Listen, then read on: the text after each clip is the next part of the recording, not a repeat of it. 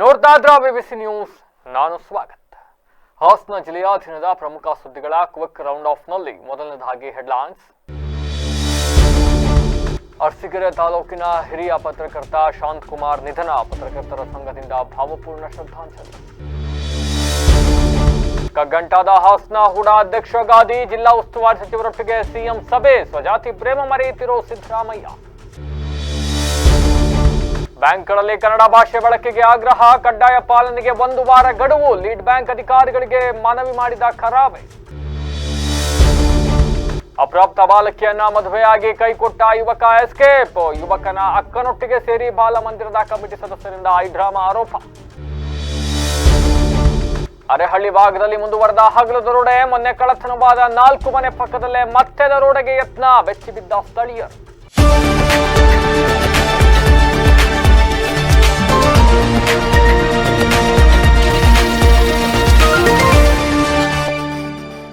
ವಾರ್ತೆಗಳ ವಿವರ. ಹಾಸನ ಜಿಲ್ಲೆಯ ಅರಸೀಕೆರೆ ತಾಲೂಕಿನ ಕನ್ನಡಪ್ರಭ ಪತ್ರಿಕೆಯ ವರದಿಗಾರರಾಗಿದ್ದಂತಹ 59 ವರ್ಷದ ಹಿರಿಯ ಪತ್ರಕರ್ತ ಪಿ ಶಾಂತಕುಮಾರ್ ಅವರು ನಿಧನರಾಗಿದ್ದು, ಇವತ್ತು ಹಾಸನ ಜಿಲ್ಲಾ ಪತ್ರಕರ್ತರ ಸಂಘದಲ್ಲಿ ಭಾವಪೂರ್ಣ ಶ್ರದ್ಧಾಂಜಲಿ ಸಲ್ಲಿಸಲಾಯಿತು. ಮೆದುಳಿಗೆ ಸಣ್ಣ ಪ್ರಮಾಣದ ಪಾರ್ಶ್ವವಾಯು ಆಗಿ ನಂತರ ಹೃದಯಾಘಾತ ಸಂಭವಿಸಿ ಹಾಸನದ ಖಾಸಗಿ ಆಸ್ಪತ್ರೆಗೆ ದಾಖಲಿಸಲಾಗಿತ್ತು. ಆದರೆ ಚಿಕಿತ್ಸೆ ಫಲಕಾರಿಯಾಗದೆ ಬುಧವಾರ ರಾತ್ರಿ ಕೊನೆಯುಸಿರೆಳೆದಿದ್ದಾರೆ. ಇಂದು ಮಧ್ಯಾಹ್ನ ಹಾಸನ ಅವರ ಮೃತರ ಸ್ವಗೃಹದಲ್ಲಿ ಅಂತ್ಯಕ್ರಿಯೆ ನೆರವೇರಿದೆ. ಇನ್ನು ಅಧ್ಯಕ್ಷ KH ವೇಣುಕುಮಾರ್ ಅಧ್ಯಕ್ಷತೆಯಲ್ಲಿ ಪತ್ರಕರ್ತರ ಸಂಘದ ಭವನದಲ್ಲಿ ಶ್ರದ್ಧಾಂಜಲಿ ಕಾರ್ಯಕ್ರಮವನ್ನು ಹಮ್ಮಿಕೊಳ್ಳಲಾಗಿತ್ತು. ಹಲವಾರು ಪತ್ರಕರ್ತರು ಭಾಗಿಯಾಗಿ ಶಾಂತಕುಮಾರ್ ಅವರ ವ್ಯಕ್ತಿತ್ವದ ಗುಣಗಾನವನ್ನ ಮಾಡಿದ್ರು, ಅವರ ಕಾರ್ಯಕ್ಷಮತೆಯನ್ನು ಕೊಂಡಾಡಿದ್ರು. ಇನ್ನು ಅಧ್ಯಕ್ಷ ವೇಣುಕುಮಾರ್ ಮಾತನಾಡಿ, ಶಾಂತಕುಮಾರ್ 3 ದಶಕಗಳ ಕಾಲ ಪ್ರಾಮಾಣಿಕವಾಗಿ ಸೇವೆಯನ್ನು ಸಲ್ಲಿಸಿ ಎಲ್ಲರಿಗೂ ಕೂಡ ಮಾದರಿಯಾಗಿ ಕೆಲಸವನ್ನ ಮಾಡಿದ್ರು. ಆದರೆ ಅವರ ಆರೋಗ್ಯದ ಬಗ್ಗೆ ಕಾಳಜಿ ವಹಿಸದೆ ಹೋಗಿದ್ದು ಅವರ ಅಗಲಿಕೆಗೆ ಕಾರಣವಾಗಿದೆ. ನಾವೆಲ್ಲರೂ ಕೂಡ ವೃತ್ತಿ ಜೊತೆಗೆ ಆರೋಗ್ಯದ ಬಗ್ಗೆ ಕೂಡ ಗಮನ ಹರಿಸಬೇಕು ಅಂತ ಕಿವಿ ಮಾತು ಹೇಳಿದ್ರು. ಈ ಸಂದರ್ಭದಲ್ಲಿ ವಿವಿಧ ಪತ್ರಿಕೆಯ ಸಂಪಾದಕರುಗಳು, ಸಂಘದ ಪದಾಧಿಕಾರಿಗಳು, ಪತ್ರಕರ್ತರು ಹಾಜರಿದ್ದರು. ಈ ವರ್ಷ ಕೂಡ ಮಾಧ್ಯಮ ದಿನಾಚರಣೆಯನ್ನು ಹಮ್ಮಿಕೊಳ್ಳಲಾಗಿದೆ. ಪ್ರತಿ ವರ್ಷ ಸಾಧ್ಯವಾದಷ್ಟು ಕಳೆದ ವರ್ಷ ನಾವು ಜುಲೈ 15ನೇ ತಾರೀಕಲ್ಲಿ 14ನೇ ತಾರೀಕಲ್ಲಿ ಮಾಡಿದ್ವಿ. ಬಟ್ ಈ ವರ್ಷ ಈ ಮಳೆಯ ಇದರಿಂದಾಗಿ ಇದನ್ನು ಮುಂದೂಡ್ತಾ ಬಂದು ಈಗ ಆಗಸ್ಟ್ 2ನೇ ತಾರೀಕು ಇದೇ ಶನಿವಾರ ನಗರದ KIDB ಪ್ರದೇಶದಲ್ಲಿ ಇರ್ತಕ್ಕಂಥ ಪವನಪುತ್ರ ರೆಸಾರ್ಟ್ನಲ್ಲಿ ಈ ಒಂದು ಮಾಧ್ಯಮ ದಿನಾಚರಣೆ ಕಾರ್ಯಕ್ರಮವನ್ನು ಆಯೋಜಿಸಲಾಗಿದೆ. ಈ ಮಾಧ್ಯಮ ದಿನಾಚರಣೆಯ ಕಾರ್ಯಕ್ರಮವನ್ನು ಪ್ರಮುಖ ಪ್ರಧಾನ ಭಾಷಣಕಾರರಾಗಿ ಹಿರಿಯ ಪತ್ರಕರ್ತರು, ಪ್ರಧಾನ ಸಂಪಾದಕರು, ಕನ್ನಡಪ್ರಭ ಮತ್ತು ಏಷ್ಯಾನೆಟ್ ಸುವರ್ಣ ವಾಹಿನಿಗಳ ಪ್ರಧಾನ ಸಂಪಾದಕರಾದ ರವಿ ಹೆಗ್ಡೆ ಸರ್ ಅವರು ಬರ್ತಾರೆ. ಅದೇ ರೀತಿ ಹಾಸನ ನಗರಾಭಿವೃದ್ಧಿ ಪ್ರಾಧಿಕಾರ ಹೂಡ ಅಂತ ಕರಿತೀವಿ. ಹಾಸನ ನಗರಾಭಿವೃದ್ಧಿ ಪ್ರಾಧಿಕಾರಕ್ಕೆ ಕಾಂಗ್ರೆಸ್ ಸರ್ಕಾರ ಅಧಿಕಾರಕ್ಕೆ ಬಂದು 2 ವರ್ಷಗಳು ಕಳೆದರೂ ಕೂಡ ಇನ್ನೂ ಕೂಡ ಒಬ್ರು ಅಧ್ಯಕ್ಷರನ್ನ ನೇಮಕ ಮಾಡಕ್ಕಾಗಿಲ್ಲ. ಕಾರಣ ಸಾಕಷ್ಟಿರಬಹುದು, ಆದರೆ what ever the reason it may be, but still ಒಂದು ಪ್ರಾಧಿಕಾರಕ್ಕೆ ಅಧ್ಯಕ್ಷರನ್ನ ನೇಮಕ ಮಾಡಕ್ಕೆ ಒಂದು ಸರ್ಕಾರಕ್ಕೆ 2 ವರ್ಷಗಳ ಅವಧಿ ಬೇಕಾಗಿದೆ. ಇಷ್ಟಾದ ನಂತರವೂ ಕೂಡ ಇದೀಗ ಅಧ್ಯಕ್ಷರನ್ನ ನೇಮಕ ಮಾಡುವ ವಿಚಾರ ಮುನ್ನೆಲೆಗೆ ಬಂದಿದೆ. ಎಸ್, ಹಾಸನ ನಗರಾಭಿವೃದ್ಧಿ ಪ್ರಾಧಿಕಾರಕ್ಕೆ ನೂತನ ಅಧ್ಯಕ್ಷರನ್ನ ಆಯ್ಕೆ ಮಾಡ್ತಕ್ಕಂಥ ನಿಟ್ಟಿನಲ್ಲಿ ಸಿಎಂ ಸಿದ್ದರಾಮಯ್ಯ ಮತ್ತೆ ಹಾಸನ ಜಿಲ್ಲಾ ಉಸ್ತುವಾರಿ ಸಚಿವರಾಗಿರ್ತಕ್ಕಂಥ ರಾಜಣ್ಣ ಮತ್ತೆ ಹಾಸನ ಜಿಲ್ಲೆಯ ಏಕೈಕ ಕಾಂಗ್ರೆಸ್ ಶಾಸಕರಾಗಿರ್ತಕ್ಕಂಥ ಅರಸೀಕೆರೆ ವಿಧಾನಸಭಾ ಕ್ಷೇತ್ರದ ಶಾಸಕರಾಗಿರ್ತಕ್ಕಂಥ KM ಶಿವಲಿಂಗೇಗೌಡ ಅವರ ನೇತೃತ್ವದಲ್ಲಿ ಸಿಎಂ ನೇತೃತ್ವದಲ್ಲಿ ಒಂದು ಸಭೆಯನ್ನು ನಡೆಸಲಾಯಿತು. ಈ ಸಭೆಯಲ್ಲಿಯೂ ಕೂಡ ಹಾಸನ ನಗರಾಭಿವೃದ್ಧಿ ಪ್ರಾಧಿಕಾರದ ಅಧ್ಯಕ್ಷರನ್ನ ಆಯ್ಕೆ ಮಾಡತಕ್ಕಂಥ ವಿಚಾರವಾಗಿ ಒಂದಿಷ್ಟು ಚರ್ಚೆಗಳು ನಡೀತು ಅಂತ ಹೇಳಲಾಗ್ತಾ ಇದೆ. ಈಗಾಗಲೇ ಹಾಸನ ನಗರಾಭಿವೃದ್ಧಿ ಪ್ರಾಧಿಕಾರಕ್ಕೆ ಹಾಸನದ ಸ್ಥಳೀಯ ಲೀಡರ್ಗಳು, ಸ್ಥಳೀಯ ಕಾರ್ಯಕರ್ತರು, ಸ್ಥಳೀಯ ಪಕ್ಷದ ಮುಖಂಡರುಗಳನ್ನೇ ಆಯ್ಕೆ ಮಾಡಬೇಕು, ಹೊರ ಜಿಲ್ಲೆಯವರನ್ನ ಆಯ್ಕೆ ಮಾಡಬಾರದು, ಹೊರಗಿನವರಿಗೆ ಹಾಸನ ನಗರಾಭಿವೃದ್ಧಿ ಪ್ರಾಧಿಕಾರದ ಅಧ್ಯಕ್ಷ ಗಾದಿಯನ್ನ ಕೊಡಬಾರದು ಅಂತಕ್ಕಂಥ ಕೂಗು ಕಾಂಗ್ರೆಸ್ ಪಕ್ಷದಲ್ಲೇ ಕೇಳಿ ಬರ್ತಾ ಇದೆ. ಕಳೆದೊಂದು 15 ದಿವಸದಿಂದ ನಿರಂತರವಾಗಿ ಸಾಲು ಪತ್ರಿಕಾಗೋಷ್ಠಿಗಳು, ಪ್ರತಿಭಟನೆಗಳನ್ನ ಮಾಡುವ ಮೂಲಕ ಸ್ಥಳೀಯ ನಾಯಕರಿಗೆ ಅಧ್ಯಕ್ಷ ಗಾದಿಯನ್ನ ನೀಡಬೇಕು, ನೀವು ಯಾರಿಗಾರು ಕೊಡಿ. ಆಮೇಲೆ ಒಂದಿಷ್ಟು ಜನ ಬಂದು ತಮ್ಮ ನಾಯಕರಿಗೆ ಕೊಡಬೇಕು ಅಂತ ಒಂದಿಷ್ಟು ಜನ ಕೇಳ್ತಾರೆ. ಬಟ್ ಕೇಳುತ್ತಿರುವವರೆಲ್ಲರ ಡಿಮ್ಯಾಂಡ್ ಒಂದೇ, ಯಾರಿಗಾದ್ರೂ ಕೊಡಿ, ಆದ್ರೆ ಸ್ಥಳೀಯ ನಾಯಕರಿಗೆ ಕೊಡಿ. ಕಳೆದ ವಿಧಾನಸಭಾ ಚುನಾವಣೆಯಲ್ಲಿ ಪಕ್ಷ ಸಂಘಟನೆ ಮಾಡಕ್ಕೆ ಬಂದ್ರು, ಸಾಕಷ್ಟು ದುಡ್ಡು ಕಳ್ಕೊಂಡು ತಮ್ಮ ಪಕ್ಷದವರೇ ಕಾಲೆಳೆದ ಪರಿಣಾಮವಾಗಿ ಬನವಾಸಿ ರಂಗಸ್ವಾಮಿ ಅವರು ಲೀಡ್ನು ತಗೊಳಕ್ಕಾಗದೆ ಬನವಾಸಿ ರಂಗಸ್ವಾಮಿ ಅವರು ಇಲ್ಲಿ ಠೇವಣಿಯನ್ನು ತೆಗೆದುಕೊಳ್ಳಕ್ ಆಗದೆ ಸೋತ್ರು. ಸೊ ಅಂತವ್ರಿಗೆ ಅವಕಾಶ ಕಳಿಸ್ಕೊಡಿ. HK ಮಹೇಶ್ ಇದ್ದಾರೆ, ಸಾಕಷ್ಟು ವರ್ಷದಿಂದ ಓಡಾಡ್ತಾ ಇದ್ದಾರೆ ಇಲ್ಲಿ. ಮತ್ತೊಬ್ರು ಪ್ರಚಾರ ಸಮಿತಿ ಅಧ್ಯಕ್ಷರಾಗಿರ್ತಕ್ಕಂಥ ದೇವರಾಜ ಗೌಡ್ರು, ಸಾಕಷ್ಟು ತಿಳ್ಕೊಂಡಿರೋರು, ಬುದ್ಧಿವಂತರು, ಪಕ್ಷ ಸಂಘಟನೆಗೆ ಸಾಕಷ್ಟು ಒತ್ತು ನೀಡ್ತಾ ಇದ್ದಾರೆ. ಅಂತವ್ರನ್ನ ಆಯ್ಕೆ ಮಾಡಿ, ಯಾರನ್ನಾರು ಮಾಡಿ ಸ್ಥಳೀಯರನ್ನ ಆಯ್ಕೆ ಮಾಡಿ ಅಂತಕ್ಕಂಥ ಕೂಗು ಬಹಳ ಜೋರಾಗಿ ಕೇಳಿ ಬರ್ತಾ ಇದೆ. ಆದ್ರೆ ಇದರ ನಡುವೆ CM ಸಿದ್ದರಾಮಯ್ಯ ಅವರು ತಮ್ಮ ತಲೆಯಲ್ಲಿ ತಮ್ಮ ಸಮುದಾಯದ ಒಬ್ಬರನ್ನ ಆಯ್ಕೆ ಮಾಡಬೇಕು ಅಂತ ಹೊರಟಿದ್ದಾರಂತೆ. ಆ ಹೆಸರು ಕೂಡ ಸಾಕಷ್ಟು ಮುನ್ನೆಲೆಗೆ ಬಂದಿದೆ, ನಮ್ಗೆಲ್ಲ ಗೊತ್ತಿದ್ದು, ನೀವೆಲ್ಲ ಕೇಳಿಸ್ಕೊಂಡಿರ್ಬೇಕು. ಅರಸೀಕೆರೆಯ ಕುರುಬ ಸಮುದಾಯದ ಪಟೇಲ್ ಶಿವಪ್ಪ ಅವರನ್ನ ಹಾಸನ ನಗರಾಭಿವೃದ್ಧಿ ಪ್ರಾಧಿಕಾರದ ಅಧ್ಯಕ್ಷರನ್ನಾಗಿ ಮಾಡಬೇಕು ಅಂತ ಸಿದ್ದರಾಮಯ್ಯ ಅವರು ಎಂದುಕೊಂಡಿದ್ದಾರಂತೆ. ಯಾಕೆ ನನಗೆ ಗೊತ್ತಿಲ್ಲ. ಅರಸೀಕೆರೆಯ ಕುರುಬ ಸಮುದಾಯದ ಪಟೇಲ್ ಶಿವಪ್ಪ ಅವರಿಗೂ ಹಾಸನ ನಗರಾಭಿವೃದ್ಧಿ ಪ್ರಾಧಿಕಾರಕ್ಕೂ ಎಲ್ಲಿಂದೆಲ್ಲಿಯ ಸಂಬಂಧ, ಅವರಿಗೂ ಇಲ್ಲಿಗೂ ಏನ್ ನಂಟು ನನಗೆ ಗೊತ್ತಿಲ್ಲ. ಅವರು ಕುರುಬ ಸಮುದಾಯದವರು ಅನ್ನೋ ಕಾರಣದೇ ಕ್ರೈಟೀರಿಯಾವಾ ಗೊತ್ತಿಲ್ಲ. ಬಟ್ ಸ್ಟಿಲ್ ಹಾಸನ ನಗರಾಭಿವೃದ್ಧಿ ಪ್ರಾಧಿಕಾರಕ್ಕೆ ಸ್ಥಳೀಯರನ್ನೇ ಅಧ್ಯಕ್ಷರು ಮಾಡಬೇಕು ಅಂತಕ್ಕಂಥ ಕೂಗು ಪಕ್ಷದಲ್ಲೇ ಈ ಮಟ್ಟಕ್ಕೆ ಕೇಳಿ ಬರ್ತಾ ಇರ್ತಕ್ಕಂಥ ಸಂದರ್ಭದಲ್ಲೂ ಕೂಡ CM ಸಿದ್ದರಾಮಯ್ಯ ಅವರು ತಮ್ಮ ಸ್ವಜಾತಿ ಪ್ರೇಮವನ್ನ ಮೆರಿತಾ ಇದ್ದಾರಂತೆ. ನಡೆದ ಸಭೆಯಲ್ಲಿಯೂ ಕೂಡ ಸಿದ್ದರಾಮಯ್ಯ ಅವರು ಪಟೇಲ್ ಶಿವರಪ್ಪ ಅವರ ಹೆಸರನ್ನೇ ಪ್ರಸ್ತಾಪ ಮಾಡಿದ್ದಾರಂತೆ. ಅವರಿಗೆ ಅಧ್ಯಕ್ಷಗಾದಿಯನ್ನು ಕೊಟ್ರೆ ಹೆಂಗೆ ಅಂತ. ಆದ್ರೆ ಇದಕ್ಕೆ ಹಾಸನ ಜಿಲ್ಲೆಯ ಉಸ್ತುವಾರಿ ಸಚಿವರು ಎಂದೆನಿಸಿಕೊಂಡಿರುವ ರಾಜಣ್ಣ ಅವರು, ಯಾಕಂಗೆ ಹೇಳ್ತೀನಿ ಅಂದ್ರೆ ಪಾಪ ಅವರು ಹಾಸನ ಜಿಲ್ಲೆಯಲ್ಲಿ ಸಕ್ರಿಯವಾಗಿ ತೊಡಕೊಂಡಿಲ್ಲ, ಬಟ್ ಏನೋ ಒಂದು ಒಳ್ಳೆ ವಿಚಾರವನ್ನ ಪ್ರಸ್ತಾಪ ಮಾಡಿದ್ದಾರೆ. ಏನು ಅಂತ ಅಂದ್ರೆ ಸ್ಥಳೀಯರಿಗೆ ಕೊಡಬೇಕು ಅಂತ ಹಾಸನದ ಕಾಂಗ್ರೆಸ್ ನಾಯಕರುಗಳು ಪಟ್ಟಿಡಿದಿದ್ದಾರೆ. ಹಾಗಾಗಿ ಹಾಸನದ ಮಟ್ಟದಲ್ಲಿ, ಬೂತ್ ಮಟ್ಟದಲ್ಲಿ ಕಾಂಗ್ರೆಸ್ ಪಕ್ಷವನ್ನ ಒಂದಿಷ್ಟು ಮಟ್ಟಕ್ಕೆ ಮೇಲ್ ತೆಗೆದುಕೊಂಡು ಹೋಗಬೇಕು, ಪಕ್ಷ ಸಂಘಟನೆ ಮಾಡಬೇಕು ಅಂತಕ್ಕಂಥದ್ದೇನಾದ್ರು ಮಾಡಬೇಕು ಅಂತ ಹೊರಟ್ರೆ ಸ್ಥಳೀಯರಿಗೆ ಕೊಡಬೇಕು ಅಧ್ಯಕ್ಷ ಗಾದಿಯನ್ನ. ಅದ್ರ ಬದಲಾಗಿ ನೀವು ತಗೊಂಡೋಗಿ ಅರಸೀಕೆರೆ ಯಾರಿಗೋ ಕೊಟ್ಟು ಬಿಟ್ರೆ ಪಕ್ಷ ಸಂಘಟನೆ ಕಷ್ಟ ಆಗುತ್ತೆ. ಬೂತ್ ಮಟ್ಟದಿಂದ ಪಕ್ಷ ಸಂಘಟನೆ ಮಾಡಕ್ ಆಗೋದಿಲ್ಲ. ಮತ್ತೆ ಹಾಸನದಲ್ಲಿ ಒಂದಿಷ್ಟು ನಾಯಕರುಗಳು ಮುನಿಸ್ಕೊಳ್ತಾರೆ, ಇದರಿಂದ ಪಕ್ಷ ಸಂಘಟನೆ ಕಷ್ಟ ಆಗುತ್ತೆ ಅಂತಕ್ಕಂಥ ಮಾತನ್ನ ಹೇಳಿದ್ದಾರಂತೆ. ಆದ್ರೆ CM ಸಿದ್ದರಾಮಯ್ಯ ಅವರು ಮಾತ್ರ ಪಟೇಲ್ ಶಿವಪ್ಪ ಅವರಿಗೆ ಕೊಟ್ರಂಗೆ, ಪಟೇಲ್ ಶಿವರಪ್ಪ ಅವರಿಗೆ ಕೊಟ್ರೆ ಹೆಂಗೆ ಅಂತಕ್ಕಂಥ ಮಾತನ್ನ ಪ್ರಸ್ತಾಪ ಮಾಡ್ತಾ ಇದ್ರಂತೆ. ಈ ವಿಚಾರಕ್ಕೆ ಸಂಬಂಧಪಟ್ಟಂತೆ KN ರಾಜಣ್ಣ ಹಾಗೂ CM ನಡುವೆ ಇಬ್ಬರ ನಡುವೆ ಹೊಂದಾಣಿಕೆ ಆಗಿಲ್ಲ. ಹೀಗಾಗಿ ಉಸ್ತುವಾರಿ ಸಚಿವರು, ನಾನು ಈಗಾಗಲೇ ಹಾಸನ ಜಿಲ್ಲೆಗೆ ಅವ್ರೇನು ಬರ್ತಾ ಇಲ್ಲ, ಬಟ್ ಆದ್ರೂ ಕೂಡ ನಾನು ಇದೇ ಕಾರಣಕ್ಕೆ ಹಾಸನ ಜಿಲ್ಲೆ ಬೇಡ ಅಂತ ಇರೋದು. ನೀವೇನಾದ್ರೂ ಸ್ಥಳೀಯರಿಗೆ ಕೊಡದೋದ್ರೆ ನಾನು ಹಾಸನ ಜಿಲ್ಲೆಗೆ ಹೋಗೋದಿಲ್ಲ, ನಂಗೆ ಉಸ್ತುವಾರಿ ಸ್ಥಾನನೂ ಬೇಡ ಅಂತಕ್ಕಂಥ ಮಾತನ್ನ ಹೇಳಿ ಅಲ್ಲಿಂದ ಹೊರಟಿದ್ದಾರೆ ಅಂತಕ್ಕಂಥ ಮಾಹಿತಿ ಲಭ್ಯವಾಗಿದೆ. ಅಥೆಂಟಿಕೇಟ್ ನನಗೆ ಗೊತ್ತಿಲ್ಲ, ನಾವು ನೋಡಿಲ್ಲ ಹಿಂಗೆ ಏನೇನಾಯ್ತು ಅಂತ ಅಂದ್ರೆ, ಯಾಕೆಂದ್ರೆ ಕ್ಲೋಸ್ಡ್ ರೂಮಲ್ಲಿ ಆಗಿರ್ತಕ್ಕಂಥ ಮಾಹಿತಿ ಅಂತೆ, ಹಿಂಗಾಯ್ತಂತೆ, ಅಲ್ಲಿರೋರು ಯಾರೋ ಹೇಳಿರ್ತಕ್ಕಂಥದ್ದು. ಒಟ್ನಲ್ಲಿ ನೀವ್ ಏನಾದ್ರು ಚರ್ಚೆ ಮಾಡಿ, ಬಟ್ ಹಾಸನದ ಕಾಂಗ್ರೆಸ್ ಮುಖಂಡರ ವಾದ ಏನು? ನೀವ್ ಯಾರಿಗಾರ ಕೊಡಿ, ಹಾಸನದವ್ರಿಗೆ ಕೊಡಿ, ಪಕ್ಷಕ್ಕೆ ದುಡ್ದವ್ರು ಹಾಸನದಲ್ಲಿ ದುಡ್ದವ್ರಿಗೆ ಕೊಡಿ. ಹೌದು, ನಿಮಗೆ ಸ್ವಜಾತಿ ಪ್ರೇಮ ಇದ್ರೆ ಬೇರೆ ಬೇರೆ ಬೇರೆ ಬೇರೆ ಬೇರೆ ಹುದ್ದೆಗಳು ಕೊಡ್ಕೊಳ್ಳಿ, ಬೇಡ ಅನ್ನೋದಿಲ್ಲ. ಬಟ್ ಹಾಸನ ನಗರಾಭಿವೃದ್ಧಿ ಪ್ರಾಧಿಕಾರಕ್ಕೆ ಬೇಡ ಅಂತ ಅವ್ರದ್ದು. ಆಮೇಲೆ ನನ್ನಿದೆ ಕೇಳಕ್ ಹೋದ್ರೆ ನೀವ್ ಯಾರಿಗಾರು ಕೊಡ್ಕೊಳ್ಳಿ, ಬಟ್ ಅಟ್ಲೀಸ್ಟ್ ಒಬ್ರು ಅಧ್ಯಕ್ಷರು ನೇಮಕ ಮಾಡಿ. ಕಾಂಗ್ರೆಸ್ ಪಕ್ಷದ ಕಾರ್ಯಕರ್ತರು, ಮುಖಂಡರುಗಳು, ಸ್ಥಳೀಯರು ನೀವು ಯಾರು ಬೇರೆ ಕೊಟ್ಟರೆ ಪ್ರತಿಭಟನೆ ಮಾಡ್ತೀವಿ ಅಂತ ಕೂತಿದ್ದಾರೆ. ಹಾಗಾಗಿ ಈ ನಿಟ್ಟಿನಲ್ಲಿ ನೀವು ಯೋಚನೆ ಮಾಡಿ ನಿರ್ಧಾರ ತಗೊಬೇಕಾಗಿರೋದು ನಿಮ್ ಹೈಕಮಾಂಡಿಗೆ ಬಿಟ್ಟಿದ್ದು. ಬಟ್ ನನ್ನ ವಾದ ಏನು ಅಂತ ಅಂದ್ರೆ, ಒಂದು ಅಧ್ಯಕ್ಷ ಸ್ಥಾನವನ್ನ ತುಂಬಕ್ಕೆ 2 ವರ್ಷ ಬೇಕಾ? ಏನಾಗಿದೆ ಅಧ್ಯಕ್ಷ ಸ್ಥಾನ ತುಂಬದಲೇ ಇರೋದ್ರಿಂದ ಅಂತ ಅಂದ್ರೆ, ಹಾಸನ ನಗರಾಭಿವೃದ್ಧಿ ಪ್ರಾಧಿಕಾರದಲ್ಲಿ ಒಬ್ಬರು ಅಧ್ಯಕ್ಷರಿಲ್ಲ. ಪರಿಣಾಮ ಅಲ್ಲಿಯ ಅಧಿಕಾರಿಗಳು ಏನ್ ನಿರ್ಧಾರ ತಗೊಳ್ತಾರೆ, ಅವರೇನು ಡಿಸಿಷನ್ ತಗೊಳ್ತಾರೆ, ಅದೇ ಫೈನಲ್ ಆಗಿ ಹೋಗ್ಬಿಟ್ಟಿದೆ. ಒಂದು ಮನೆಯ ಮುಖ್ಯಸ್ಥರೇ ಇಲ್ಲದೆ ಇರೋಕಂತ ಪರಿಸ್ಥಿತಿ ಅಲ್ಲಿ ನಿರ್ಮಾಣ ಆಗಿದೆ. ಹಂಗಾಗಿ ಮನೆ ಮಕ್ಳುಗಳೇ ತಮ್ಮ ಬೇಕಾದ ನಿರ್ಧಾರಗಳು ತೆಗೆದುಕೊಳ್ತಿದ್ದಾರೆ, ಹೇಳೋರಿಲ್ಲ ಕೇಳೋರಿಲ್ಲ. ಇದರ ಜೊತೆಗೆ ಅದು ಹಾಳಾಗಿ ಹೋಗ್ಬಿಡ್ಲಿ ಅಂತಾನೆ ಪರಿಭಾವಿಸೋಣ. ಇದರ ಜೊತೆಗೆ ಮತ್ತೊಂದು ಮೇಜರ್ ಸಮಸ್ಯೆ, ಹಾಸನ ನಗರಾಭಿವೃದ್ಧಿ ಪ್ರಾಧಿಕಾರ ಸೈಟ್ ಅನ್ನ ಮಾಡಿ BGS ಲೇಔಟ್ ಅಂತ ಏನೋ ಮಾಡಿ BGS ನಗರ ಮಾಡಿ ಕಡಿಮೆ ದರಕ್ಕೆ ಜನರಿಗೆ, ಕಡಿಮೆ ದರ ಏನಲ್ಲ, ಕೈಗೆಟುಕುವ ದರ ಅಂತ ಕರೆಯೋಣ, ಆಯ್ತು, ಕೈಗೆಟುಕುವ ದರದಲ್ಲಿ ಸೈಟ್ ಕೊಡುತ್ತೆ ಅಂತ ಹೇಳಿ ಸಾವಿರಾರು ರೂಪಾಯಿ ದುಡ್ಡು ಕಟ್ಕೊಂಡು, ಲಕ್ಷಾಂತರ ರೂಪಾಯಿ ದುಡ್ಡು ತಗೊಬಂದು ಕಟ್ಟಿ ಪ್ರಾಧಿಕಾರಕ್ಕೆ ಈಗ ಕೊಡ್ತಾರೆ, ಕೊಡ್ತಾರೆ, ನಾಳೆ ಕೊಡ್ತಾರೆ, ನಾಡಿದ್ ಕೊಡ್ತಾರೆ ಅಂತ ಜನ ಕಾಯ್ಕೊಂಡು ಕೂತಿದ್ದಾರೆ. ಅಷ್ಟು ಜನ, ನೀವ್ ಯಾರನ್ನಾರು ಅಧ್ಯಕ್ಷರು ಮಾಡ್ಕೊಳ್ಳಿ, ನಿಮ್ ರಾಜಕಾರಣ, ನಿಮ್ ಜಾತಿ ಪ್ರೇಮ, ಮತ್ತೊಂದು ಇನ್ನೊಂದು ಮಗದೊಂದು ವಾಟ್ ಎವರ್, ಬಟ್ ಒಬ್ರು ಅಲ್ಲಿ ಯಾರನ್ನಾರು ಕರ್ಕೊಂಡ್ ಕೂರಿಸ್ರಿ ರೀ, ಮೇಟಿ ಒಬ್ರನ್ನ ಕೂರಿಸಿ. ಆಗಲಾದ್ರೂ ಬಹುತೇಕ ಹಾಸನ ನಗರಾಭಿವೃದ್ಧಿ ಪ್ರಾಧಿಕಾರದಿಂದ ಈಗ ಆಲ್ರೆಡಿ ಏನು ನಿವೇಶನಗಳನ್ನ ಸಿದ್ಧಪಡಿಸಲಾಗಿದೆ, ಅವೆಲ್ಲನೂ ಕೂಡ ಹಂಚಲಿಕ್ಕೂ ಕೂಡ ಈಗ ಆಲ್ರೆಡಿ ಪ್ರಸ್ತಾವನೆಯನ್ನು ಸರ್ಕಾರ ಕೊಟ್ಟಿದ್ರು ಅಲ್ಲಿ ಆಯುಕ್ತರು.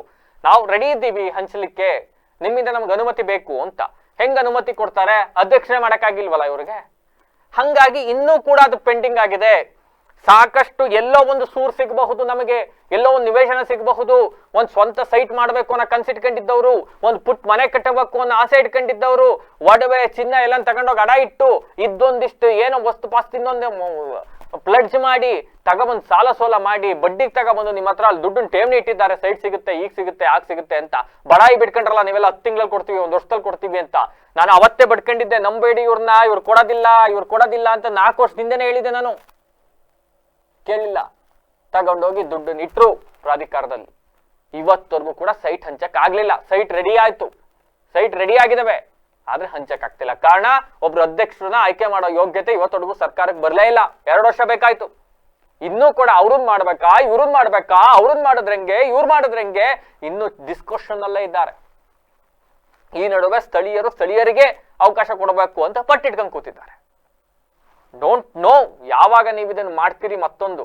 ಬಟ್ ಯಾರನ್ನಾದ್ರೂ ಮಾಡಿ, ಯಾವ ಕ್ರೈಟೀರಿಯಾ ಇಟ್ಕೊಂಡಾರು ಮಾಡಿ, ಅಟ್ಲೀಸ್ಟ್ ದುಡ್ಡು ಕೊಟ್ಕೊಂಡು ಕಾಯ್ತಾ ಇರೋ ಜನರಿಗೆ ಮೋಸ ಮಾಡ್ದಲೆ ಫಸ್ಟ್ ಸೈಟ್ಗಳು ಹಂಚಿಕೆ ಮಾಡಿ. ಹಾಸನ ನಗರ ಹಾಗೂ ಜಿಲ್ಲೆಯ ಎಲ್ಲಾ ಬ್ಯಾಂಕ್ಗಳಲ್ಲಿ ಕನ್ನಡ ಭಾಷೆ ಕಡ್ಡಾಯ ಪಾಲನೆ ಮಾಡಬೇಕು ಅಂತ ಒತ್ತಾಯಿಸಿ ಕರ್ನಾಟಕ ರಕ್ಷಣಾ ವೇದಿಕೆ ವತಿಯಿಂದ ಇಂದು ಹಾಸನ ನಗರದ ಕುವೆಂಪು ನಗರದಲ್ಲಿರ್ತಕ್ಕಂಥ ಲೀಡ್ ಬ್ಯಾಂಕ್ನ ಪ್ರಧಾನ ವ್ಯವಸ್ಥಾಪಕರಿಗೆ ಮನವಿಯನ್ನು ಸಲ್ಲಿಸಲಾಗಿದೆಯಂತೆ. ಈ ವೇಳೆ ಮಾತನಾಡಿರೋ ಕರ್ನಾಟಕ ರಕ್ಷಣಾ ವೇದಿಕೆ ಜಿಲ್ಲಾಧ್ಯಕ್ಷ ಸಿಡಿ ಮನುಕುಮಾರ್, ಜಿಲ್ಲೆಯಲ್ಲಿ ಕೆಲವು ಬ್ಯಾಂಕ್ಗಳು ಕನ್ನಡ ಭಾಷೆ ಬಳಕೆ ಮಾಡದೆ RBI ಆದೇಶವನ್ನು ಉಲ್ಲಂಘಿಸುತ್ತಿರ್ತಕ್ಕಂಥ ಬಗ್ಗೆ ಮಾಹಿತಿ ಬಂದಿದೆ. RBI ಮಾರ್ಗಸೂಚಿ ಪ್ರಕಾರ ಬ್ಯಾಂಕ್ಗಳಲ್ಲಿ ಪ್ರಾದೇಶಿಕ ಭಾಷೆಯನ್ನ ಕಡ್ಡಾಯವಾಗಿ ಅಳವಡಿಸಿಕೊಳ್ಳಬೇಕು. ಆದ್ರೆ ಕೆಲವು ಬ್ಯಾಂಕ್ಗಳಲ್ಲಿ RBI ಸೂಚನೆಯನ್ನ ಪಾಲಿಸದೆ ಉದ್ದಟತನವನ್ನ ಮೆರೆಯಲಾಗ್ತಾ ಇದೆ. ಈ ನಿಯಮದ ಪ್ರಕಾರ ಸಿಬ್ಬಂದಿ 3 ತಿಂಗಳೊಳಗೆ ಸ್ಥಳೀಯ ಕನ್ನಡ ಭಾಷೆಯನ್ನ ಕಲಿಬೇಕು. ಆದ್ರೆ ಜಿಲ್ಲೆಯಲ್ಲಿ ಪಾಲನೆ ಆಗ್ತಾ ಇಲ್ಲ ಈ ನಿಯಮ ಅಂತ ದೂರಿದ್ರು. ಈ ಸಂದರ್ಭದಲ್ಲಿ ನಗರಾಧ್ಯಕ್ಷ ಶಿವಕುಮಾರ್, ಯುವ ಘಟಕದ ಅಧ್ಯಕ್ಷ ಪ್ರೀತಮ್ ರಾಜ್, ಉಪಾಧ್ಯಕ್ಷ ಬೋರೇಗೌಡ, ಅಭಿಗೌಡ, ಅಲ್ವಿನ್ ಇನ್ನಿತರರು ಹಾಜರಿದ್ದರು. ಅಂಡ್ ಇದು ಯಾವುದೋ 1-2 ಬ್ಯಾಂಕಲ್ಲ, ಬಹುತೇಕ ಬ್ಯಾಂಕ್ಗಳಲ್ಲಿ ಇದೊಂದು ಸಮಸ್ಯೆ ಇದೆ. ಒಂದು ಬ್ಯಾಂಕ್ಗಳಲ್ಲಿ ಅಲ್ಲಿರ್ತಕ್ಕಂಥವ್ರು ಕೆಲಸದ ಒತ್ತಡ ಎಂಬುವ ಹೆಸರಲ್ಲಿ ಗ್ರಾಹಕರಿಗೆ ಸರಿಯಾಗಿ ರೆಸ್ಪಾನ್ಸೇ ಮಾಡೋದಿಲ್ಲ ಅಂತಕ್ಕಂಥ ದೂರು ಒಂದು ಭಾಗ. ಮತ್ತೊಂದು ಭಾಗದಲ್ಲಿ ಕನ್ನಡವೇ ಬರ್ದಿರೋರನ್ನ ಕರ್ಕೊಂಡ್ಬಂದಲ್ಲಿ ಕೂರ್ಸಿರ್ತಾರೆ, ಅರ್ಧಂಬರ್ಧ ಕನ್ನಡ ಕಲ್ತ್ಕೊಂಡಿರ್ತಾರೆ. ಪಾಪ ಯಾರೋ ರೈತ ಹಳ್ಳಿಯಿಂದ ಬಂದಿರ್ತಾರೆ, ಯಾರೋ ಪಾಪ ವಯಸ್ಸಾದವ್ರು ಬಂದಿರ್ತಾರೆ, ಇವರಿಗೆ ಅವ್ರ ಇಂಗ್ಲಿಷಲ್ಲಿ ಹೇಳಕ್ ಬರೋದಿಲ್ಲ, ಅವರ ಹಿಂದಿ ಭಾಷೆಲೋ ಮತ್ತೊಂದು ಭಾಷೆಲೋ ಮತ್ತು ತಮಿಳಲ್ಲೋ ಮಾತಾಡಕ್ ಇವ್ರಿಗೆ ಬರೋದಿಲ್ಲ, ಇವ್ರು ಮಾತಾಡೋ ಕನ್ನಡ ಅವ್ರಿಗೆ ಅರ್ಥ ಆಗೋದಿಲ್ಲ. ಅಂಡ್ ಹೆಂಗೆ ನೀವು ಈ ಸ್ಥಿತಿ ಇಟ್ಕೊಂಡು ಹೆಂಗೆ ಒಂದು ಬ್ಯಾಂಕಲ್ಲಿ ಜನಸ್ನೇಹಿ ಸೇವೆಯನ್ನು ಒದಗಿಸ್ಲಿಕ್ಕೆ ಸಾಧ್ಯ? ಅಂಡ್ ಇದು ಇವತ್ತು ನೆನೆಯ ಸಮಸ್ಯೆ ಅಲ್ಲ, ಬಹಳಷ್ಟು ದಿನಗಳಿಂದ ಎಷ್ಟೋ ಜನ ಅದಕ್ಕೆ ಈ ದುರದೃಷ್ಟ ಈ ಕರ್ಮ ನೋಡ್ಬೇಕಲ್ಲ ಅಂತ ಬ್ಯಾಂಕಿಂಗ್ ಹೋಗೋದೇ ಬಿಟ್ಟು ಮೊಬೈಲ್ ಬ್ಯಾಂಕಿಂಗ್ ಮಾಡ್ಕೊಂಡು ಕೂತಿದ್ದಾರೆ. ಒಂದು ವೇಳೆ ಈ ಮೊಬೈಲ್ ಬ್ಯಾಂಕಿಂಗು ಮತ್ತೊಂದು ಇಲ್ದ ಹೋಗ್ಬಿಟ್ಟಿದ್ರೆ ಈ ಬ್ಯಾಂಕ್ಗಳಲ್ಲಿ ಎಷ್ಟು ಗಲಾಟೆ ಆಗಿ ಹೋಗ್ಬಿಡ್ತಿತ್ತು. ಎಲ್ಲಕ್ಕೂ ಏನೋ ಪಾಪ ಗೂಗಲ್ ಪೇ ಮತ್ತೊಂದು ಇನ್ನೊಂದು ಈಸಿಯಾಗಿ ಹಣ ಟ್ರಾನ್ಸ್ಫರ್ ಮಾಡ್ಬೋದು, ಡ್ರಾ ಮಾಡಬಹುದು ಅನ್ನೋ ಕಾರಣಕ್ಕೆ ಒಂದಿಷ್ಟು ಕಡಿಮೆ ಆಗಿದಾವೆ ಬ್ಯಾಂಕಿಗೆ ಜನ ಹೋಗ್ತಾ ಇರ್ತಕ್ಕಂಥದ್ದು. ಈ ವಾದ ವಿವಾದ ಇವೆಲ್ಲ ಇಲ್ಲ ಅಂದ್ಬಿಟ್ಟಿದ್ರೆ ಈ ತರ ಅರ್ಧಂಬರ್ಧ ಕನ್ನಡವನ್ನು ಕಲಿಯದೆ, ಇತ್ತ ಅರ್ಧಂಬರ್ಧ ಇಂಗ್ಲಿಷ್ನೂ ನೆಟ್ಟಗೆ ಮಾತಾಡ್ದಲೆ, ತಮಿಳು ತೆಲುಗು ಮಾತಾಡ್ಕೊಂಡು, ಹಿಂದಿ ಭಾಷೆಯಲ್ಲಿ ಮಾತಾಡ್ಕೊಂಡು, ತಮ್ಮದೇ ಭಾಷೆಯಲ್ಲಿ ಮಾತಾಡ್ಕೊಂಡು ಕೂತ್ಕೊಳ್ಳೋ ಸಿಬ್ಬಂದಿಗಳು, ಇನ್ನು ಜನರ ಸಮಸ್ಯೆ ಏನು ಅಂತ ಅರಿಯಕ್ಕೆ ಆಗ್ದಲೆ ಸ್ಥಳೀಯ ಪ್ರಾದೇಶಿಕ ಭಾಷೆನ ಕಲಿದೇ ಇರ್ತಕ್ಕಂಥದ್ದು, ಇವೆಲ್ಲವೂ ಕೂಡ ಜಾಸ್ತಿ ಆಗೋಗಿದೆ. 1 ವಾರ ಗಡುವು ಕೊಟ್ಟಿದ್ದಾರಂತೆ, ಅಷ್ಟರಲ್ಲಿ ಕಲಿಬೇಕು ಅಂತ. ನನ್ನ ಪ್ರಕಾರ 1 ವಾರ ಆದ್ರೂ ಇವೇನು ಸುಧಾರಿಸೋದಿಲ್ಲ ಇವೆಲ್ಲ ಸಮಸ್ಯೆಗಳು. ಇದನ್ನು ಕರ್ನಾಟಕ ರಕ್ಷಣಾ ವೇದಿಕೆ ವತಿಯಿಂದ ಎಲ್ಲ ಬ್ಯಾಂಕ್ಗಳಿಗೂ ಸಹ ಒಂದು ಎಚ್ಚರಿಕೆ ಸಂದೇಶವನ್ನು ಇವತ್ತು ಲೀಡ್ ಬ್ಯಾಂಕ್ ಮುಖಾಂತರ ಕೊಡ್ತಾ ಇದ್ದೀವಿ. ಯಾಕೆಂದರೆ ಎಲ್ಲ ಬ್ಯಾಂಕ್ಗಳಲ್ಲೂ ಸಹ ಚಲನ್ನಲ್ಲಿ ಹಿಂದಿ ಇಂಗ್ಲೀಷ್ ಇದೆ, ಕನ್ನಡ ಚಲನ್ಗಳಿಲ್ಲ. ಹಾಗಾಗಿ ಅವರಿಗೆ 1 ವಾರದ ಗಡುವು ಕೊಟ್ಟಿದ್ದೀವಿ. 1 ವಾರದೊಳಗಡೆ ಎಲ್ಲ ಬ್ಯಾಂಕಲ್ಲೂ ಸಹ ಕನ್ನಡದಲ್ಲಿ ಚಲನ್ ಮುದ್ರಣ ಆಗಬೇಕು, ಹಾಗೂ ವ್ಯವಹಾರಗಳು ಸಹ ಕನ್ನಡದಲ್ಲೇ ಆಗಬೇಕು. ಒಂದು ವೇಳೆ ಏನಾರ ಕನ್ನಡನ ಕಡೆಗಣಿಸಿದ್ರೆ ಅಂಥ ಬ್ಯಾಂಕ್ಗಳಿಗೆ ಹೋಗ್ಬಿಟ್ಟು ಆ ಚಲನ್ಗಳನ್ನ ಅರ್ಧ ಹಾಕೋದ್ರ ಮುಖಾಂತರ ಮತ್ತು ಬೋರ್ಡ್ಗಳನ್ನ ಕಿತ್ತಾಕೋದ್ರ ಮುಖಾಂತರ ಹೋರಾಟನ ಕರ್ನಾಟಕ ರಕ್ಷಣಾ ವೇದಿಕೆ ಹಮ್ಮಿಕೋಬೇಕಾಗುತ್ತೆ ಅಂತ ಒಂದು ಎಚ್ಚರಿಕೆನ ನಾವು ಇವತ್ತು ಲೀಡ್ ಬ್ಯಾಂಕ್ ಮ್ಯಾನೇಜರ್ಗೆ ನಾವು ಇವತ್ತು ಎಚ್ಚರಿಕೆನ ಕೊಟ್ಟಿದ್ದೀವಿ. ಯಾಕೆಂದರೆ ಈಗಾಗಲೇ ಅನೇಕ ಬಾರಿ ಹೇಳಿದರೂ ಸಹ ಅನೇಕ ಬ್ಯಾಂಕ್ಗಳಲ್ಲಿ ಬರೀ ಹಿಂದಿ ಇಂಗ್ಲೀಷ್ ಮಾತ್ರ ಉಪಯೋಗಿಸ್ತಾ ಇದ್ದಾರೆ. ಯಾಕೆಂದರೆ ಇಲ್ಲಿ ಬರ್ತಕ್ಕಂಥವ್ರು ಇಲ್ಲಿ ಯಾರು ಹಿಂದಿಯವರು ಯಾರೂ ಇಲ್ಲ, ಇಲ್ಲೆಲ್ಲ ಅಪ್ಪಟ ಕನ್ನಡಿಗರೇ ವಾಸ ಮಾಡ್ತಕ್ಕಂಥ ಸ್ಥಳ ಮತ್ತು ಅಕೌಂಟ್ ಇರ್ತಕ್ಕಂಥದ್ದು ಕನ್ನಡಿಗರದೇ. ಹಳ್ಳಿಯಿಂದ ಬರ್ತಾರೆ, ಅವ್ರಿಗೆ ಹಿಂದಿ ಇಂಗ್ಲೀಷ್ ಬರಲ್ಲ, ಅವ್ರಿಗೆ ಚಲನ್ ತುಂಬೋದಕ್ಕೆ ಅವಕಾಶ ಸಿಗಲ್ಲ. ಅಂಥ ಸಂದರ್ಭದಲ್ಲಿ ಇವರು ಯಾವುದೋ ಹಿಂದಿ ಇಂಗ್ಲೀಷ್ ಮುದ್ರಣ ಮಾಡ್ಕೊಂಡು ಇಲ್ಲಿ ಎಲ್ರಿಗೂ ತೊಂದರೆ ಕೊಡ್ತಾ ಇದ್ದಾರೆ. ಮಹಿಳಾ ಮತ್ತು ಮಕ್ಕಳ ಕಲ್ಯಾಣ ಇಲಾಖೆಯ ಬಾಲಮಂದಿರದ ಕಮಿಟಿಯಲ್ಲಿ ಪೋಕ್ಸೋ ಕಾಯ್ದೆ ಅಡಿಯಲ್ಲಿ ಹೆಣ್ಣು ಮಗಳ ತಾಯಿಯನ್ನ ಮೀಟಿಂಗಿಗೆ ಕರೆದೆ ಮೋಸ ಮಾಡಲಾಗ್ತಾ ಇದೆ ಅಂತ ಹೇಳಿ ಮಹಿಳಾ ಧ್ವನಿ ಸಮಾಜ ಸೇವಾ ಸಂಘದ ರಾಜ್ಯಾಧ್ಯಕ್ಷೆ ಅನ್ನಪೂರ್ಣ ಅಂತಕ್ಕಂಥವ್ರು ಆರೋಪಿಸಿದ್ದಾರೆ. ಏನಿದು ಘಟನೆ ಅಂತ ಹೇಳಿದ್ರೆ, 16 ವರ್ಷದ ಯುವತಿಯೋರ್ವಳನ್ನ 21 ವರ್ಷದ ಯುವಕ ನಂಬಿಸಿ ಮದುವೆಯಾಗಿ ಅದಾದ ನಂತರ ಮೋಸ ಮಾಡಿ ಕದ್ದೋಡೋಗಿದ್ದಾರೆ. ಅದಾದ ಮೇಲೆ 16 ವರ್ಷದ ಯುವತಿ ಅಪ್ರಾಪ್ತೆ ಆಗಿರ್ತಕ್ಕಂಥ ಕಾರಣಕ್ಕೆ ಯುವತಿಯನ್ನ ಬಾಲಮಂದಿರಕ್ಕೆ ಕರ್ಕೊಂಡ್ಬಂದಿದ್ದಾರೆ.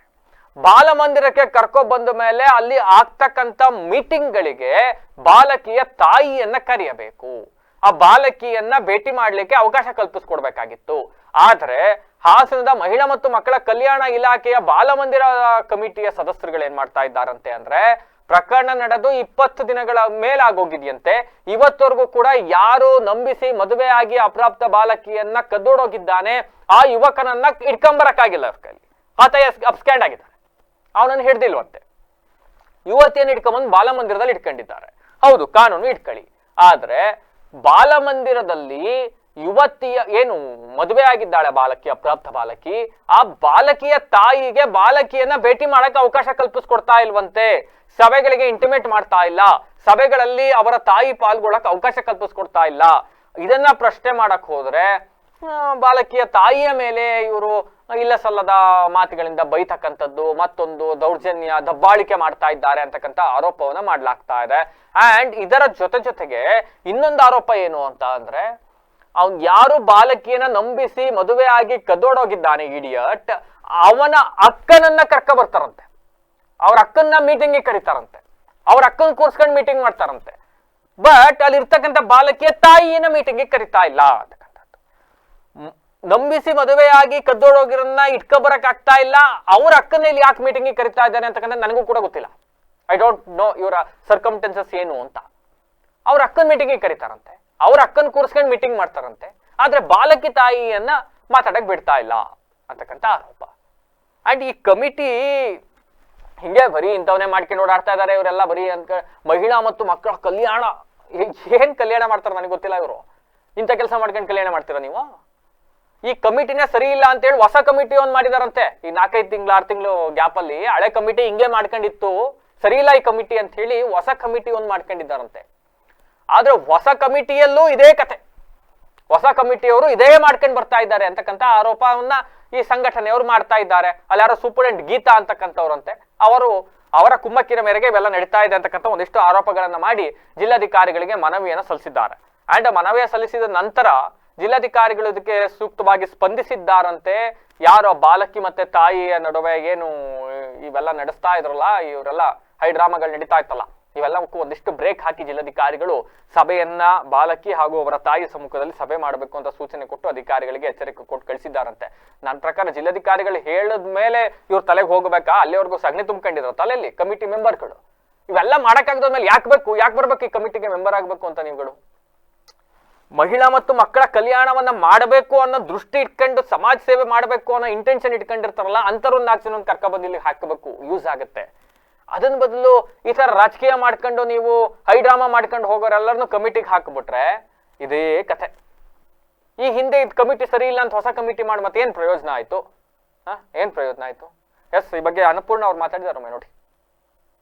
ನಮ್ಮ ಹೆಣ್ಮಗಳೊಬ್ಳು ಅಂತ ಇದ್ದಾಳೆ, ಅವಳ ಮಗಳು ಒಂದು ಪೋಸ್ಕೋ ಕಾಯ್ದೆಯಡಿ ಅವಳ ಮಗಳು ಒಳಗಾಗಿದ್ದಾಳೆ.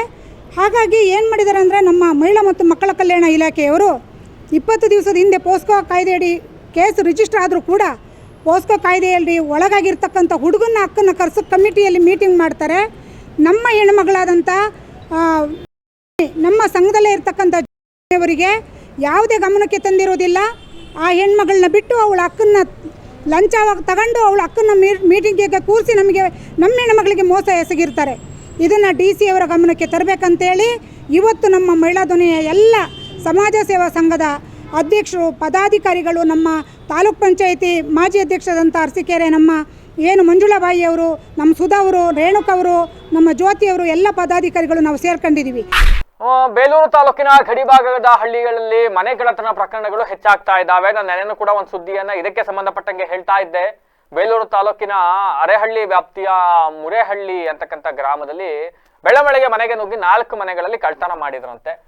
ಪೊಲೀಸರು ಬಂದು ಶ್ವಾನದಳ ಎಲ್ಲರನ್ನೂ ಕರ್ಕ ಬಂದು ನೋಡಿದ್ರು ಕೂಡ ಕಳ್ಳ ಯಾರು ಅನ್ನೋದನ್ನ ಪತ್ತೆ ಹಚ್ಚಕ್ಕೆ ಆ ಕ್ಷಣಕ್ಕೆ ಆಗಿರ್ಲಿಲ್ಲ. ಇದಾದ ಮೇಲೆ 2 ವರ್ಷದ ಹಿಂದೆ ಕೂಡ ಇದೇ ರೀತಿ ಗ್ರಾಮದಲ್ಲಿ ಕಳ್ಳತನಗಳಾಗಿತ್ತಂತೆ. ಆ ಆರೋಪಿಗಳು ಕೂಡ ಇನ್ನೂ ಕೂಡ ಪತ್ತೆ ಹಚ್ಚಕ್ಕಾಗಿರ್ಲಿಲ್ವಂತೆ. ಬಹುತೇಕ ಕೂಲಿ ಕಾರ್ಮಿಕರೇ ಇರ್ತಕ್ಕಂಥ ಗ್ರಾಮ, ಇಲ್ಲೂ ಕೂಡ ಜನ ಬಿಡ್ತಾ ಇಲ್ಲ, ಎಲ್ಲರೂ ತೋಟಕ್ಕೆ ಕೆಲಸಕ್ಕೆ ಹೋದ ಸಂದರ್ಭದಲ್ಲಿ ಕಳ್ಳತನ ಮಾಡ್ತಾ ಇದ್ದಾರೆ ಅಂತ ಗ್ರಾಮಸ್ಥರು ಬೆಚ್ಚಿ ಬಿದ್ದಿದ್ರು. ಈ ಪ್ರಕರಣ ಮಾಸುವ ಮುನ್ನವೇ ಗುರುವಾರ ಬೆಳಗಿನ ಜಾವ ಇದೇ ಎಲ್ಲಿ ನಡೆದಿತ್ತಲ್ಲ ಈ ಘಟನೆ ನಡೆದಿದ್ದ ಸಮೀಪದಲ್ಲೇ ನಾಗರಾಜ್ ಅನ್ನೋರು ಇನ್ನೊಂದು ಮನೆ ಅಂತೆ. ಆ ಮನೆಯ ಕಿಟಕಿ ಗಾಜಿಗಳನ್ನ ಒಡೆದು ಮನೆಗಳ ಒಳಗಡೆ ಪರಿಶೀಲನೆ ನಡೆಸಿ ಬಾಗಿಲು ಮುರಿದು ಒಳ ಪ್ರವೇಶ ಮಾಡಿ ಚಿನ್ನಾಭರಣ ಮೌಲ್ಯಯುತ ವಸ್ತುಗಳು ಏನೇನಿದ್ದಾವೆ ಅಂತೆಲ್ಲ ಚೆಕ್ ಮಾಡಿದ್ದಾರೆ, ಹುಡ್ಕಾಡಿದ್ದಾರೆ, ಕರ್ಕೊಂಡು ಹೋಗ್ಬಿಡೋಣ ಅಂತ. ಅವ್ರ್ಯಾರೋ ಬುದ್ಧಿವಂತರು, ಮನೇಲಿ ಹಿಂಗೆ ಅಕ್ಕಪಕ್ಕದ ಮನೇಲಿ ಹಿಂಗೆ ಆದಾಗ್ಲೂ ಎಲ್ಲಾನು ತೆಗೆದಲ್ಲಿ ಇಟ್ಟೋಯ್ತಾರ, ಒಂದಿಷ್ಟು ಸೇಫ್ ಮಾಡ್ಕೊಂಡಿದ್ದಾರೆ. ಪರಿಣಾಮವಾಗಿ ಒಂದಿಷ್ಟು ಕಳೆದು ಹೋಗಬಹುದಾದ ವಸ್ತುಗಳು ಉಳ್ಕೊಂಡಿದ್ದಾವೆ. ಇದಾದ್ಮೇಲೆ ಮತ್ತೆ ಪೊಲೀಸರಿಗೆ ದೂರು ಕೊಟ್ಟಿದ್ದಾರೆ. ಪೊಲೀಸರು ಮತ್ತೆ ಬಂದಿದ್ದಾರೆ, ಮತ್ತೆ ಶ್ವಾನದಳ ಕರ್ಕೊಂಡ್ಬಂದು ಊರಲ್ಲೆಲ್ಲ ಓಡಾಡಿದ್ದಾರೆ. ಮೊನ್ನೆ ಕಳ್ತನ ಆಗಿದೆ, ಕಳ್ಳ ಸಿಕ್ಕಿಲ್ಲ ಅಂತ ಹೇಳ್ತಾ ಇದ್ದೀರಿ, ಇಲ್ಲಿ ಮತ್ತೆ ಅದೇ ಮನೆ ಪಕ್ಕದಲ್ಲೇ ಇನ್ನೊಂದು ಕಳ್ತನ ಆಗಿದೆ ಅಂದ್ರೆ ಕಳ್ಳ ಅವನು ಅದೇ ಊರಲ್ಲೇ ಇರ್ಬೇಕು ತಾನೆ. ಇನ್ನು ಕೂಡ ಪತ್ತೆ ಹಚ್ತಾ ಇದ್ದಾರಂತೆ ಪೊಲೀಸರು. ಒಂದಿಷ್ಟು ಊರಲ್ಲಿ ಪೊಲೀಸರು ಬೀಟ್ ಜಾಸ್ತಿ ಮಾಡಬೇಕು, ಪೊಲೀಸರು ಒಂದಿಷ್ಟು ಜಾಸ್ತಿ ರಕ್ಷಣೆ ಕೊಡಬೇಕು ನಮ್ಮ ಗ್ರಾಮಕ್ಕೆ ಅಂತ ಗ್ರಾಮಸ್ಥರೆಲ್ಲ ಒತ್ತಾಯಿಸಿ ತಗೊಂಡೋಗಿ ಏನು ಬಿಟ್ಟಿಲ್ಲ, ಒಳಗಡೆ ಎಲ್ಲನೂ ತೆಗೆದು ಎಲ್ಲ ಇದು ಮಾಡಿಬಿಟ್ಟು ಎಲ್ಲ ಡೋರೆಲ್ಲ ಹೊಡೆದಾಕಿದ್ದಾರೆ ಬೀರಿಂದು. ಆಮೇಲೆ ಅದಕ್ಕೆ ಈಗ ಏನಿದ್ರು ಪೊಲೀಸ್ನವರೇ ಕ್ರಮ ತಗೋಬೇಕು. ಒಬ್ಬೊಬ್ರು ಹೆಣ್ಣೆಂಗಸರು ಇರೋದು ಎಲ್ಲ ಮುಂಚೆ ಆದರೆ ಅಧಿಕಾರಿಗಳು ಬೀಟಿಗೆ ಅಂತ ಬರೋರು ಸರ್, ಇವಾಗ ಅವರು ಬರಲ್ಲ. ಇಲ್ಲಿ ಹಳ್ಳಿ ಕಡೆ ಎಲ್ಲ ಬಂದು ಇದ್ ಮಾಡೋರು. ಈಗೊಂದು ಅವತ್ತು ಕಟ್ಕೊಂಡ್ ಬಂದು ಪ್ರಾಣ ಕೊಡ್ತಾರ. ಪೊಲೀಸರು ಮುಂದಾದ್ರು ಬೀಟಿಗೆ ಬಂದು ಒಂದ್ ರೌಂಡ್ ಡೈಲಿ ಬಂದು ಒಂದ್ ರೌಂಡ್ ಓಡಾಡ್ಕೊಂಡು ಓಡ್ಕೊಂಡು ಹೋಗ್ಬೇಕು. ಬೈಕ್ ಹಾಕೊಂಡೆ ಬರ್ಲಿ, ಬೈಕ್ ಹಾಕೊಂಡು ಬಂದು ಅಂತ ಕೇಳ್ಕೊಡ್ತೀನಿ. ಗೊತ್ತಿಲ್ಲ, ಎಂಥದೂ ಇಲ್ಲ.